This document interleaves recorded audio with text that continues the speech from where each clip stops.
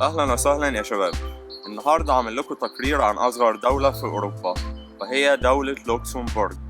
ناس كتيرة قبل كده ما سمعتش إن في دولة في أوروبا اسمها لوكسمبورغ، ودي أحد الدول الأعضاء في منظمة الاتحاد الأوروبي.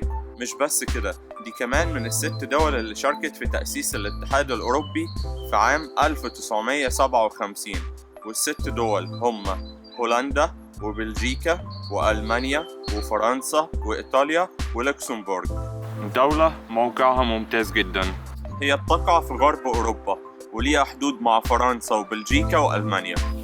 لو كنت من سكان مدينة ترير أو بيتبورغ بألمانيا، فلو أخدت العربية 10 دقايق هتبقى في دولة لوكسمبورغ.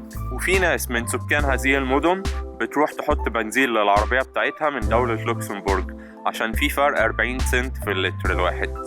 اللغة الرسمية في البلد هي الألماني والفرنساوي، واللغة الأصل اللوكسمبورغية بيبتدوا يدرسوها في المدارس من أول المرحلة الثانوية، وهي لغة مشتقة من الفرنساوي والألماني.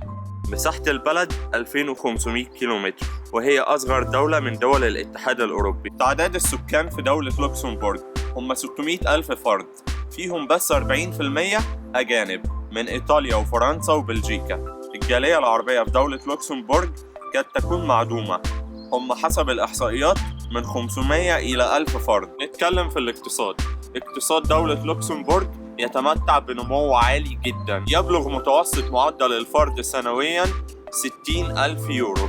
أهم الصناعات في البلد هي المعدنية والكيماوية. قطاع الخدمات يشكل جزء كبير من الاقتصاد في دولة لوكسمبورغ، وبالأخص قطاع البنوك، وهي مشتهرة بالبنوك زي دولة سويسرا كده بالظبط. مهتمين جدا بالتكنولوجيا الحديثة في كل مكان في البلد. نتكلم عن البطالة.